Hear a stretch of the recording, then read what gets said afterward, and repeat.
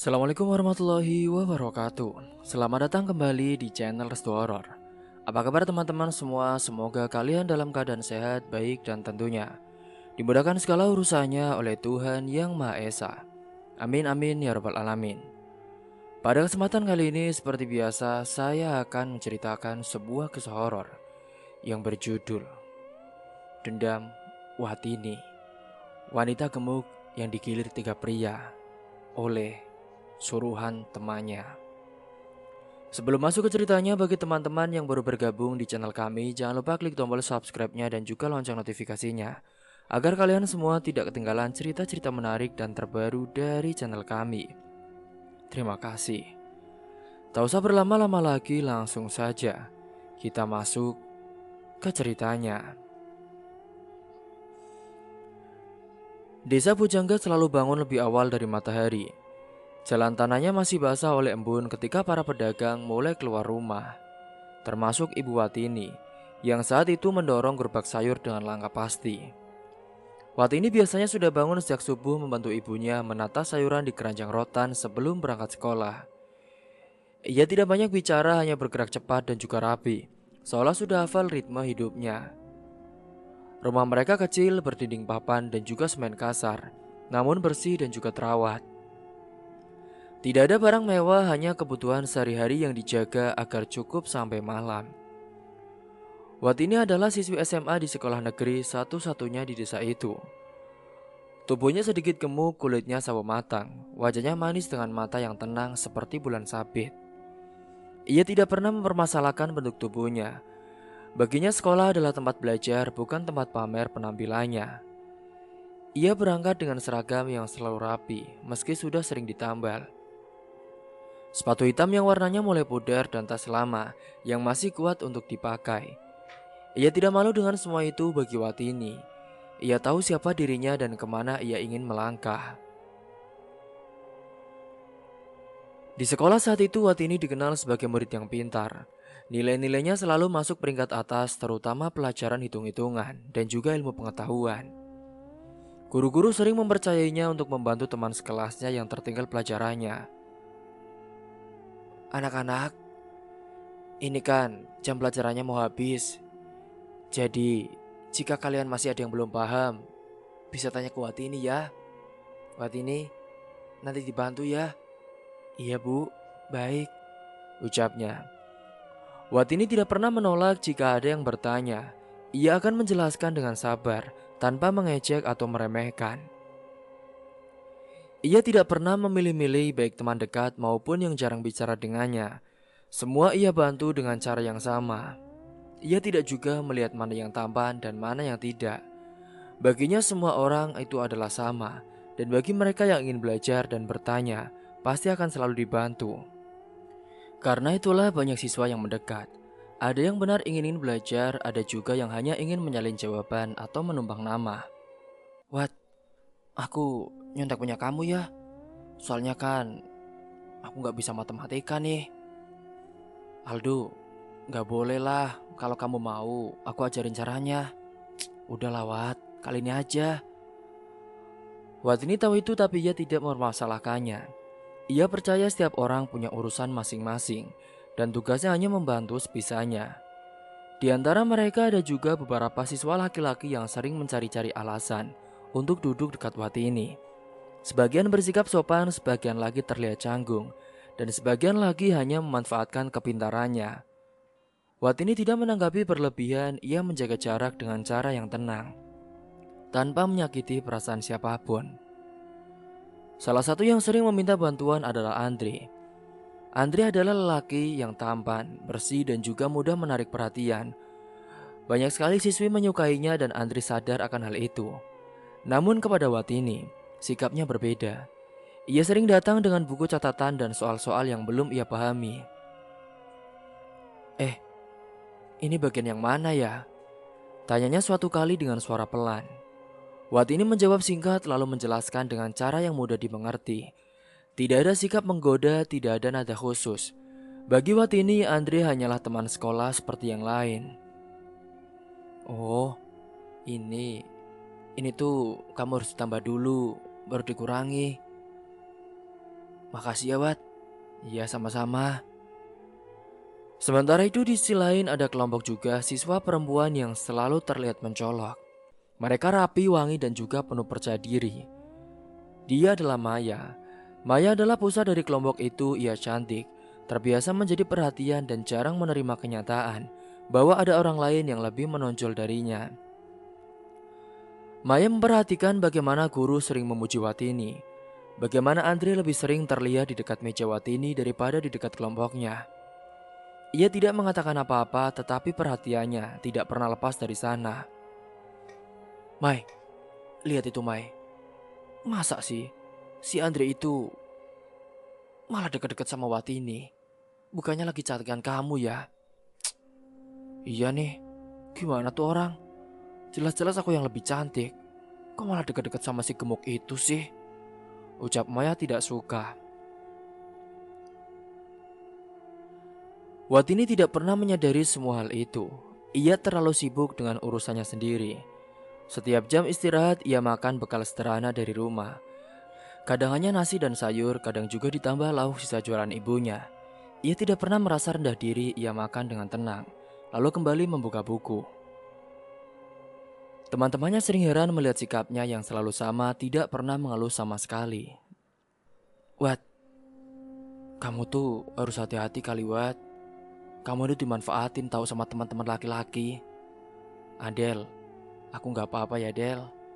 Lagian kan, aku juga ikhlas membantu mereka. Kan mereka juga mau belajar. Ya tapi kan, apa kamu gak lihat sih? Mereka cuma dekat kamu. Kalau mereka butuh bantuan kamu aja. Udah, gak apa-apa. Singkat cerita kini saat itu, sepulang sekolah Watini tidak pernah nongkrong ataupun berjalan-jalan. Ia langsung pulang mengeluarkan sepeda tuanya dari parkiran, lalu mengayuh pelan meninggalkan halaman sekolah. Sepeda itu adalah sepeda satu-satunya yang baru pertama kali dimiliki Watini. Sepeda itu sudah lama menemaninya, catnya pun sudah sedikit terkelupas. Remnya tidak lagi berbunyi nyaring, namun rodanya masih kuat. Sepeda itu adalah pemberian ayahnya sebelum meninggal. Watini adalah anak yatim. Ayah Watini meninggal karena jatuh saat bekerja di proyek bangunan di kota. Sejak saat itulah, sepeda itu menjadi satu-satunya benda yang benar-benar dijaga oleh Watini. Di jalan desa Watini mengayuh dengan ritme yang sama setiap harinya. Ia hafal setiap tikungan, setiap rumah, dan setiap orang yang dilewati. Beberapa orang menyapanya dan Watini membalas dengan senyum singkat. Ia tidak pernah terburu-buru. Baginya perjalanan pulang sekolah adalah waktu untuk menenangkan pikiran sebelum kembali membantu ibunya di rumahnya. Sementara di sisi lain saat itu ibunya sudah bersiap untuk jualan sore.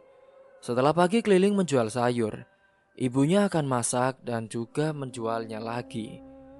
Ibunya jualan makanan setiap sore sampai malam di depan rumahnya. Watini pun suka membantu memotong bahan, menata piring dan juga membersihkan peralatan. Mereka bekerja tanpa banyak bicara namun saling memahami. Tidak ada keluhan tentang hidup yang sulit. Yang ada hanya usaha agar hari ini bisa dilewati dengan baik. Nak, Watini. Iya bu.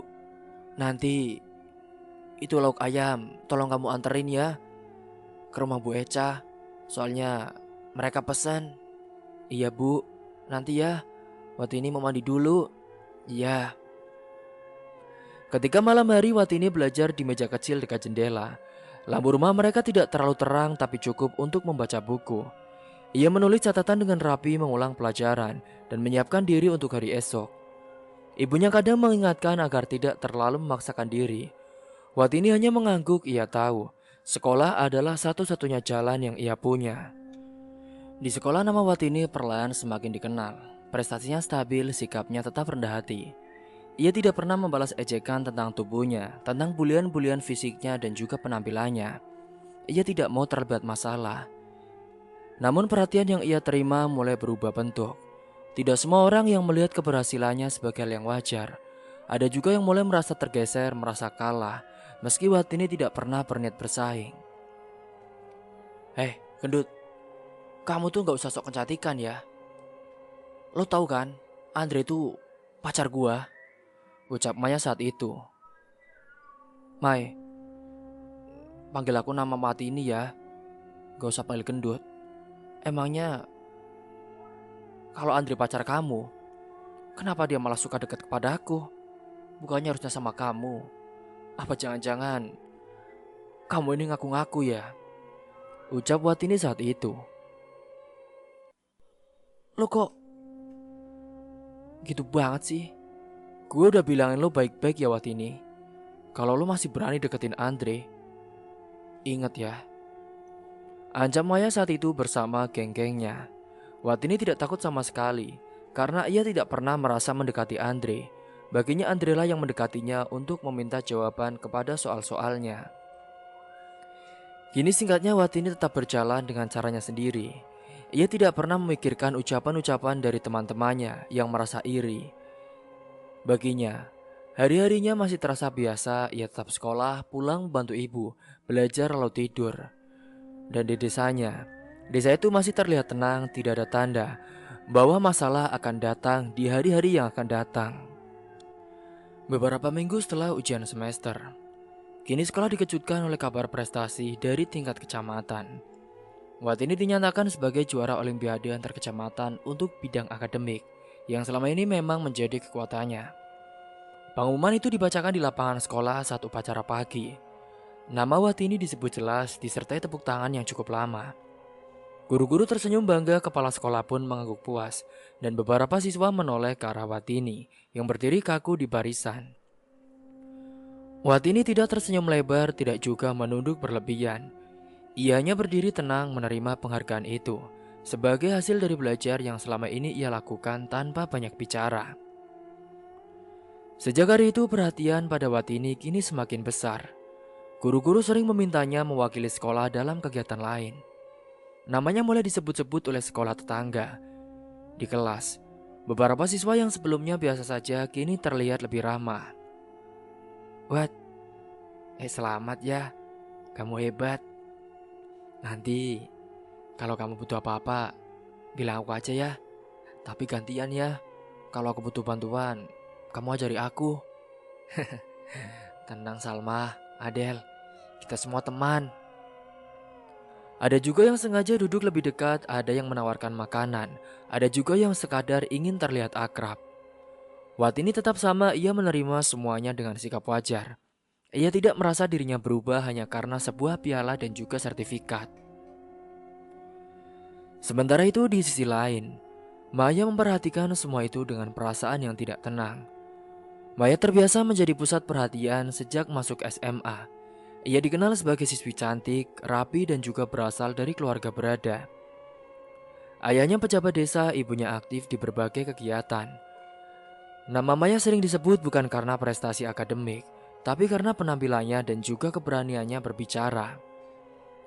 Ketika Watini mulai sering dipuji, Maya merasa ada sesuatu yang diambil darinya. Wat, nanti pulangnya sama aku ya, ucap Andre saat itu. Itu Andre ngapain sih? Kok malah deketin Watini? Gak lihat apa aku udah cantik gini? Ih, Mai, kamu jangan sampai kalah dong. Masa sama Watini yang gemuk itu kamu kalah? Pokoknya aku gak bakal antri sama dia. Kini seiring berjalannya waktu, rasa tidak suka itu semakin kuat. Ketika Andre semakin sering terlihat bersama dengan Watini. Andre memang tidak pernah terang-terangan menunjukkan perasaannya, tapi kebiasaannya duduk dekat Watini dan sering meminta bantuannya, membuat banyak orang mengaitkan nama mereka. Maya sudah lebih dulu memperingatkan Watini, ia pernah mendekatinya di koridor sekolah dan berkata dengan nada dingin agar Watini tidak macam-macam dengan Andre. Watini hanya mengangguk, tidak membalas dan tidak memperpanjang pembicaraan itu. Ia tahu Andre datang sendiri kepadanya untuk urusan pelajaran, bukan karena hal lain. Namun bagi Maya kenyataan itu tidak penting, karena yang ia lihat hanyalah Andre memilih mendekat kepada Watini, bukan ke dirinya yang lebih cantik. Itu cukup membuat harga dirinya terganggu. Kini setiap kali melihat Andre membawa buku ke meja Watini, Maya merasa ada sesuatu yang salah. Ia tidak marah secara terbuka, ia hanya menyimpan perasaan itu, membiarkannya tumbuh perlahan di dalam kepala. Andre, pulangnya sama aku ya, Apa sih, Mai? Gak usah ganggu aku lagi deh, Mai. Aku kan udah bilang sama kamu. Kamu itu terlalu kanak-kanakan tahu. Ngapain coba ke sekolah dan gitu? Kamu itu mau arisan, ucap Andri kepada Maya. Maya yang mendengar ucapan dari Andri itu sebagai ejekan, ia benar-benar ngambek dan memilih pergi. Andre, kamu kok tega sih ngomong gitu sama aku? Udah deh, Mai. Aku lagi fokus nih, belajar sama Wati ini. Sana pergi. Di lingkungan pertemanannya, Maya mulai melontarkan komentar. Tidak terang-terangan, tapi cukup untuk menanamkan kesan buruk. Ia menyebut Watini sok baik, sok pintar, dan juga pandai mencari perhatian. Teman-temannya tertawa, mengangguk, dan ikut menambahkan cerita. Dari mulut ke mulut, bisik-bisik itu kini mulai menyebar. Ada yang mulai melihat Watini dengan tatapan berbeda. Tidak semua, tapi cukup untuk menciptakan jarak. Watini merasakan perubahan itu, tapi tidak memahami sepenuhnya. Ia hanya merasa beberapa orang kini bersikap lebih dingin. Ia tidak menanyakan alasannya, ia memilih fokus pada kegiatan sekolah dan juga rumah.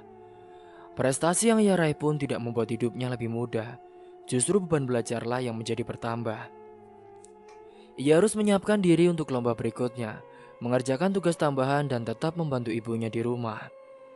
Sementara di sisi lain, Maya mulai menyusun rencana. Ia tidak ingin terlihat sebagai pelaku, ia ingin semuanya tampak seperti kebetulan atau kesalahan Watini sendiri.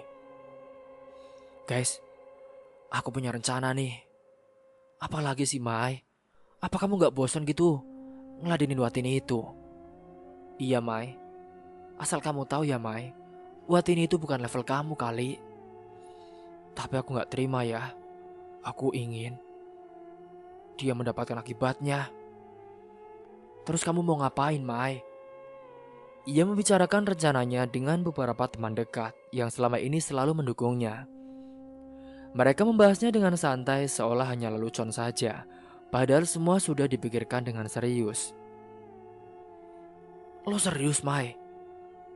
Udah, kalian gak usah khawatir. Ini semua tanggung jawab gue.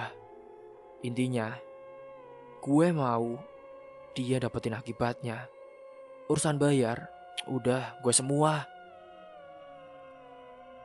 Singkat cerita, setelah rencana telah dibahas dan siap dieksekusi, hari yang dipilih adalah hari ulang tahun sebagai temanya. Salah satu anggota kelompok mereka. Maya pun memastikan Watini mendengar tentang rencana pesta itu. Ia tidak mengundang langsung tapi membiarkan teman lain menyampaikan ajakan. Watini ragu pada awalnya, ia jarang ikut acara seperti itu. Namun bujukan datang bertubi-tubi. Mereka mengatakan itu hanya kumpul sederhana, tidak lama dan akan menyenangkan. Wat, maafin aku ya. Kemarin aku sempat marah-marah sama kamu. Gak apa-apa, Maya. Lagian kamu mungkin salah paham. Aku enjoy kok. Ya udah Watini. Jadi gini, aku dan teman-teman kan mau ada acara ulang tahun. Kamu mau nggak datang ke acara itu? Ya, sebagai tanda permintaan maaf. Oh ya, Mai. Kapan?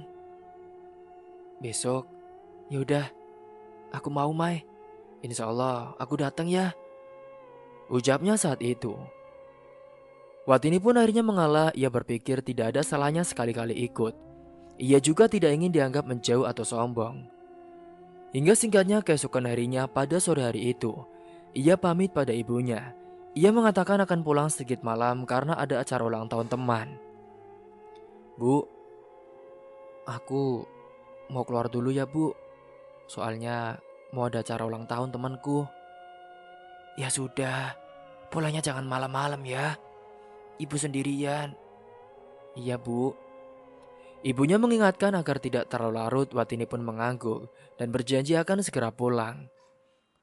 Sementara di sisi lain, Maya memastikan semuanya berjalan sesuai rencana. Ia sudah mengatur tempat dan orang-orang yang terlibat. Ia tidak ikut langsung dalam tahap akhir. Saat itu, ia hanya memastikan Watini dibawa ke tempat yang sudah ditentukan. Malam itu Watini ikut dengan mereka menggunakan kendaraan yang bukan miliknya. Ia tidak mengenal daerah yang dilewati. Lampu jalan semakin jarang, rumah-rumah semakin sepi. Watini mulai merasa tidak nyaman saat itu, tapi tidak pernah berani bertanya. Ketika kendaraan berhenti di depan sebuah rumah kosong, ia sempat ragu. Mereka mengatakan akan mengambil sesuatu sebentar dan menyuruh Watini menunggu di dalam. Wat, aduh, itunya lupa Wat. Kamu nunggu di sini dulu ya. Aku mau ambil dulu. Ya udah, cepet ya Mai. Aku soalnya nggak kenal. Udah, kamu santai aja. Masuk aja ke dalam. Watini masuk sendirian. Rumah itu ternyata masih gelap. Hanya ada sedikit cahaya dari luar. Ia berdiri kaku menunggu dan beberapa menit berlalu. Kini tidak ada yang kembali. Maya kemana sih? Ini udah jam berapa ya?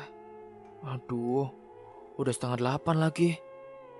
Kok nggak kesini-sini sih? Aku nggak tahu lagi ini di mana. Gumam Watini saat itu. Saat ia mencoba keluar saat itu, pintu ternyata tiba-tiba sudah tertutup. Ketika ia mulai panik, tiba-tiba 3 pria datang. Tidak ada yang ia kenal, tidak ada penjelasan, tidak ada kesempatan untuk melarikan diri. Mau kemana cantik?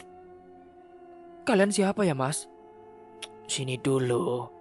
Katanya mau ulang tahun. Ya ini, kita yang ulang tahun. Makasih udah datang. Mas, bukannya yang ulang tahun temanku perempuan ya? Iya nanti dia datang. Sudah. Maya, tolong Maya, tolong. Ucap Watini saat itu. Namun ketika Watini tak mampu menghadapi 3 pria itu, malam itu menjadi malam yang menghapus rasa aman dari hidup Watini. Ia sudah tidak mampu berteriak, semua terjadi di luar kendalinya. Saat itu, Watini benar-benar dipaksa untuk melayani ketiga pria itu. Mas, jangan macam-macam ya mas. Udah cantik, buka aja buka. Enak kok. Mas, diam ya. Kalau aku bilang diam ya diam. Bentak pemimpin dari ketiga pria itu. Saat itu, Watini pun tak bisa apa-apa, ia tak bisa melawan. Ia hanya pasrah menikmati kejadian yang mengerikan di malam kecil itu. Udah mas, udah. Ya udah, ini udah keluar. Ketika semuanya selesai, ia saat itu hanya bisa duduk diam. Tubuhnya kotor, pikirannya kosong. Ia tidak tahu bagaimana bisa keluar dari tempat itu. Aduh. Ketika ia melihat kemaluannya, tiba-tiba mengeluarkan darah. Ia hanya berjalan mengikuti jalan yang ia ingat. Ia sangat kesakitan hingga jalannya tidak benar. Hingga akhirnya saat itu ia menemukan jalan pulang saat langit mulai terang. Sementara di sisi lain ibunya gelisah di rumah. Jam sudah menunjukkan larut malam tapi Watini belum pulang. Telepon tidak diangkat, ibunya pun duduk di kursi, berdiri lalu duduk lagi. Ia mencoba bertanya ke tetangga tapi tidak ada yang tahu. Ia menunggu dengan perasaan tidak tenang hingga fajar. Watini kemana ya? Aduh, aku telepon gak diangkat sih. Nak, kamu kemana sih Nduk? Udah bikin ibu khawatir saja. Hingga malam itu pun akhirnya Ibu Watini tertidur dalam kecemasan. Keesokan harinya pagi hari Watini akhirnya muncul di depan rumah. Tubuhnya kotor, bajunya berantakan, wajahnya pucat, dan langkahnya tidak stabil. Ibunya langsung menghampiri, memeluknya dan bertanya apa yang terjadi. Ya Allah, Watini, kamu kenapa nak? Kamu dari mana? Watini tidak mampu menjawab. Ianya berdiri diam lalu terduduk. Dengan suara pelan, ia hanya berkata satu kalimat. Balas Maya, Bu. Dia jahat. Setelah itu, Watini tidak mengatakan apa-apa lagi. Tubuhnya lemas, matanya kosong dan pikirannya seperti jauh. Ibunya membawanya masuk membersihkan tubuhnya dan membaringkannya. Pagi itu, Watini tertidur dalam keadaan kelelahan yang dalam. Sementara ibunya duduk di sampingnya dengan tangan gemetar. Ia masih memahami apa ucapan dari anaknya. Hari itu, Watini tidak berangkat ke sekolah dan ibunya tidak berjualan seperti biasanya. Singkat cerita 2 hari setelah malam mengerikan itu, kini Watini tidak pernah keluar kamar. Pintu rumah tetap tertutup, jendela hanya dibuka sedikit untuk udara. Ibunya beberapa kali mencoba membujuk agar Watini makan atau sekedar duduk di ruang depan. Tetapi Watini hanya menggeleng pelan, tatapannya kosong. Ia tidak menangis, tidak juga marah, hanya diam terlalu lama. Tubuhnya ada tetapi dirinya seperti tidak ikut tinggal di sana. Hari pertama sekolah kembali masuk, bangku Watini kosong. Guru wali kelas menunggu sampai jam pertama berakhir, berharap Watini datang terlambat. Namun hingga bel pulang berbunyi, Watini tidak muncul sama sekali. Ini Watini gak masuk, ada yang tahu gak kenapa? Gak tahu bu, ucap teman-teman lainnya. Hingga keesokan harinya tetap sama. Kini akhirnya, di sisi lain, Maya hidup dalam kecemasan yang tidak ia tunjukkan ke siapapun. Di sekolah, ia tetap datang dengan seragam rapi dan juga wajah tenang penuh dandanan. Ia masih tertawa bersama gengnya, masih berjalan dengan rasa percaya diri. Namun dalam kepalanya, pikirannya sudah kacau balau. Rencana yang ia susun tidak berjalan sesuai harapan. Watini masih hidup, itu yang paling ia takutkan. Maya pun menelpon lelaki yang ia bayar. Pak, gimana sih kalian? Kok dia masih hidup sih? Saya kan minta jangan bikin dia hidup. Ya gimana Neng? Saya kira dia udah kalah gitu. Ah. Maya pun terus bertanya-tanya apakah Watini akan bicara, apakah Watini akan melapor, apakah ibunya sudah mencari tahu. Setiap kali ada guru yang terlihat serius berbincang, Maya merasa dadanya sesak. Ia mulai membatasi pembicaraan kepada teman-temannya. Ia tidak ingin ada kesalahan kata yang bisa menyeret namanya. Di sisi lain di rumah Watini, suasana sunyi, ibunya menghubungi pihak sekolah. Akhirnya setelah 3 hari itu, ia memberitahu bahwa Watini sedang sakit dan juga butuh waktu. Guru-guru pun memutuskan untuk menjenguk. Mereka datang siang hari, membawa buah dan juga niat baik.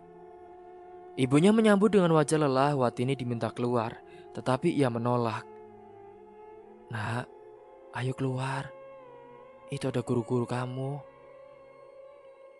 Watini hanya menggeleng. Guru pun hanya bisa melihatnya dari kejauhan, duduk di sudut kamar dengan mata yang tidak fokus. Salah satu guru mencoba berbicara dengan pelan. Watini, kalau ada apa-apa kamu bisa cerita nak. Kami di sekolah peduli sama kamu. Watini tidak menjawab, ia hanya menunduk. Guru-guru tidak memaksa, mereka pun pamit dengan perasaan berat. Udahlah bu, mungkin dia masih trauma atau apa. Mungkin dia sedang mengalami shock berat. Saya juga nggak tahu bu. Iya kenapa? Dia juga belum mau cerita sama saya. Baiklah bu, saya pamit dulu ya, ucap para guru-guru itu.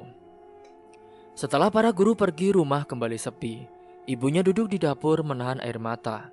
Ia tidak tahu harus berbuat apa. Setiap malam ia terbangun karena mendengar Watini gelisah di kamarnya. Kadang Watini mengigau, kadang hanya duduk diam sampai subuh. Sementara di sisi lain, Andre mulai merasa ada yang tidak beres. Watini tidak pernah absen selama ini. Ketika mendengar kabar bahwa guru-guru menjenguk rumah Watini, Andre merasa ada sesuatu yang disembunyikan. Ia mencoba bertanya pada teman-temannya, tapi tidak ada yang tahu pasti. Beberapa hanya berbisik, sebagian pura-pura tak tahu. Lo gak tahu gitu keadaan Watini? Gak tahu Andre. Duh gimana nih? Gue juga mau belajar lagi. Hingga pada hari itu di malam harinya, Andre pun memberanikan diri datang ke rumah Watini. Ia datang sendiri, ibunya Watini sempat ragu membuka pintu.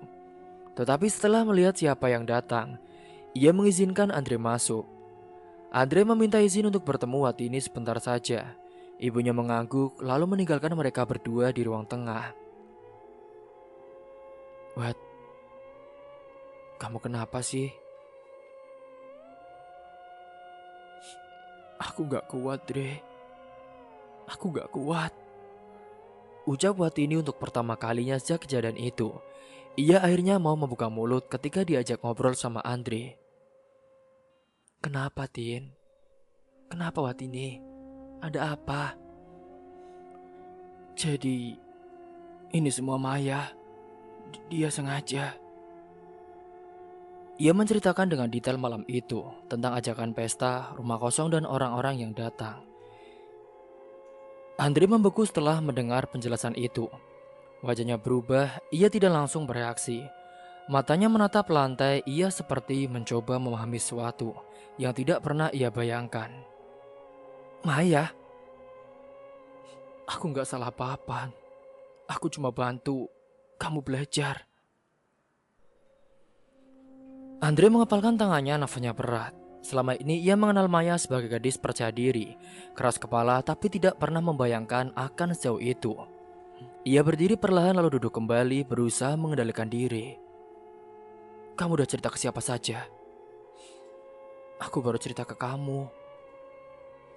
Andre menatap Watini lama. Ada kemarahan yang ditahan, ada rasa bersalah, dan ada sesuatu yang lebih dingin mulai muncul di wajahnya. Yaudah, kamu aman di sini. Kamu tenang dulu ya, Wat. Aku pastikan kamu aman. Watini tidak menjawab, ia hanya memejamkan mata, seperti kelelahan setelah mengeluarkan semua yang ia simpan. Andre pamit tidak lama kemudian, ia keluar rumah dengan langkah cepat. Wajahnya kembali tenang tapi matanya berbeda. Tidak ada keraguan, tidak ada kebingungan. Di kepalanya, semua mulai tersusun rapi. Sementara di sisi lain, Maya duduk di kamarnya menatap layar ponsel yang gelap. Ia terus menunggu kabar yang tidak kunjung datang. Ia mencoba meyakinkan diri bahwa semuanya akan baik-baik saja, bahwa Watini terlalu lemah untuk bicara, bahwa tidak ada yang akan berani menyalahkannya. Ia tidak tahu bahwa malam itu ada seseorang yang akan membalas dendam dari Watini akibat perbuatan yang telah dilakukan oleh Maya. Setelah keluar dari rumah Watini malam itu, kini Andre tidak langsung pulang. Ia berjalan menyusuri jalan desa dengan langkah terukur. Wajahnya tenang, matanya lurus ke depan, tidak ada amarah yang meledak, tidak ada air mata, yang ada hanya keputusan. Di kepalanya cerita Watini berputar jelas tanpa celah. Ia mengingat setiap nama, setiap peran, dan juga satu pusat masalah yang tidak bisa ia abaikan. Andre pulang ke rumahnya menjelang tengah malam. Rumah itu sepi. Orang tuanya sudah tidur. Andre pun masuk ke kamar. Ia menutup pintu lalu duduk lama di tepi ranjang. Ia membuka ponsel, memeriksa pesan, memastikan tidak ada yang mencarinya. Setelah itu, ia berganti pakaian gelap, memasukkan beberapa barang ke dalam tas kecil, lalu keluar tanpa suara. Semua ia lakukan dengan rapi, seolah sedang menjalankan rutinitas biasa. Sementara di sisi lain, Maya berada di rumahnya. Ia baru saja pulang dari berkumpul dengan teman-temannya. Wajahnya tampak lelah, pikirannya masih dipenuhi rasa cemas. Ia mencoba menenangkan diri dengan meyakinkan bahwa semuanya sudah selesai. Sementara kini Watini tidak masuk sekolah lagi. Tidak ada kabar laporan, tidak ada yang menuduh. Ia merasa aman untuk malam itu. Andre tiba di depan rumah Maya ketika jalanan sudah lengang. Lampu teras rumah Maya masih menyala. Tidak ada penjaga, lingkungan itu tenang seperti biasa. Andre berdiri sejenak memastikan situasi sekitar. Tidak ada orang yang memperhatikan, ia pun mengetuk pintu dengan pelan. Tok, tok, tok. Maya membuka pintu saat itu. Andre, mau apa? Aku mau bicara sama kamu, Mai. Maya ragu tapi membiarkannya masuk. Ia tidak merasa terancam, apalagi Andre adalah lelaki yang sangat ia cintai. Andre memang dikenal pendiam dan juga sopan. Ia pun langsung menutup pintu dan berjalan menuju ruang tamu. Andre berdiri, tidak duduk. Ia menatap Maya tanpa berkedip. Mai, kamu kenal rumah kosong yang ada di ujung desa? Maya ragu saat itu. Ah, rumah? Maksud kamu apa sih? Ya rumah. Kamu kan yang suruh. Kata-kata itu jatuh pelan, tapi tepat. Maya mundur selangkah saat itu. Aku gak tahu kamu ngomong apa ya, Andre. Watini udah cerita semuanya, Mai. Aku mau kamu jujur. Nama itu membuat Maya kehilangan kendali. Wajahnya pucat, ia mencoba membantah tapi kata-katanya tidak keluar rapi. Andre pun tidak memberi waktu. Ia bergerak cepat, tidak ada teriakan panjang, tidak ada perlawanan berarti. Semua terjadi dalam sunyi saat itu. Andre yang dikenal pendiam ternyata dia adalah seorang psikopat. Ia membawa senjata tajam dan langsung menghabisi nyawa Maya di dalam rumahnya saat itu, ketika orang tua Maya sedang berada di luar kota. Beberapa menit kemudian saat itu, setelah Maya sudah meninggal dunia, Andre keluar dari rumah itu dengan langkah yang sama seperti saat datang. Pintu ditutup rapat, lingkungan tetap tenang. Tidak ada yang tahu apa yang terjadi saat itu. Sementara di sisi lain, Watini tertidur dengan gelisah. Tubuhnya masih lemah, pikirannya kacau. Ia terbangun sebentar karena mimpi buruk, lalu kembali terlelap. Ibunya duduk di samping ranjang memegang tangannya, berharap malam itu berlalu tanpa kejadian lain. Singkat cerita, pada pagi hari itu, desa Pujangga diguncang dengan kabar yang menyebar cepat. Seorang warga menemukan tubuh Maya tergeletak di depan rumahnya. Kondisinya membuat siapapun yang melihatnya terdiam. Polisi pun datang, garis pembatas dipasang. Warga berkerumun dari kejauhan, tidak ada yang berani bicara keras. Nama Maya segera menjadi pembicaraan. Semua orang terkejut, tidak ada yang menyangka kejadian itu akan menimpa keluarga pejabat desa. Orang-orang bertanya-tanya siapa pelakunya. Innalillahi, itu kenapa ya Pak? Nggak tahu Bu, pas saya lewat, saya udah lihat jenazahnya. Mengerikan sekali ya desa kita. Kini dugaan bermunculan tapi tidak ada yang tahu bahwa itu ulah Andre. Di sisi lain di rumah Watini, ibunya mendengar kabar dari tetangga. Ia menutup mulut, matanya membesar. Ia pun langsung masuk ke kamar Watini, memastikan anaknya masih di tempat tidur. Watini terbangun dan melihat wajah ibunya yang tegang. Setelah Watini berbicara kepada Andre, kini memang mentalnya sudah kembali baik. Ada apa, Bu? Kamu di rumah saja ya, Nak. Watini tidak tahu apa yang terjadi. Ia hanya merasa ada sesuatu yang berat di udara pagi itu. Tidak lama kemudian Andre datang, ia berdiri di depan rumah, meminta izin untuk bertemu. Ibunya ragu tapi membiarkannya masuk. Andre menatap Watini, wajahnya tenang seperti biasa. Tidak ada bekas kelelahan, tidak ada tanda gelisah. Kamu aman, Wat? Andre, maksud kamu apa? Andre tidak menjawab, ia hanya mengangguk, lalu pamit. Ia pun keluar tanpa menjelaskan lebih jauh. Beberapa hari berlalu, kini polisi pun melakukan penyelidikan. Rumah Maya menjadi pusat perhatian, ayah Maya terpukul. Ibu Maya jatuh sakit, sekolah pun diliburkan sementara dengan kejadian mengerikan itu. Watini kini mulai sedikit pulih secara fisik tapi jiwanya masih rapuh. Ia mendengar kabar tentang Maya dari ibunya. Ia terdiam lama, tidak ada rasa lega, tidak ada rasa senang, yang ada hanya kebingungan dan juga rasa hampa. Ia tidak pernah meminta siapapun untuk melakukan itu. Ia hanya ingin keadilan, tapi yang datang adalah sesuatu yang lebih gelap. Andre menjalani hari-harinya tanpa kesalahan. Ia membantu di sekolah, berbicara seperlunya, dan tidak pernah terlibat gosip. Polisi tidak menemukan petunjuk yang mengarah kepadanya. Bagi semua orang, Andre tetap siswa baik yang pendiam. Waktu berjalan, desa Pujangga pun menjadi kembali ke aktivitasnya. Namun ketenangan yang dulu ada kini tidak pernah benar-benar kembali. Setiap orang menyimpan rasa takut yang sama. Tidak ada yang tahu apa yang sebenarnya terjadi malam itu.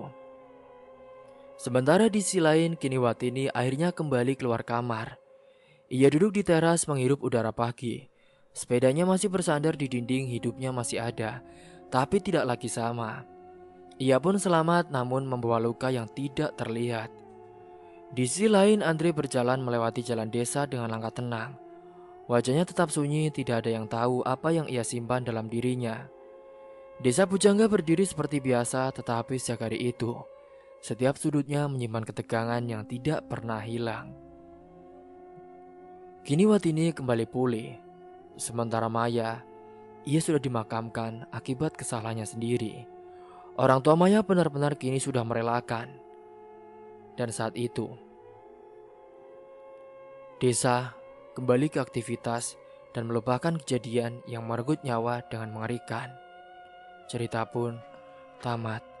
Semoga dari kisah ini kalian semua bisa mengambil hikmah dan pelajaran. Terima kasih telah menyimak kisah ini sampai habis. Akhir kata dari saya, kurang lebihnya mohon maaf.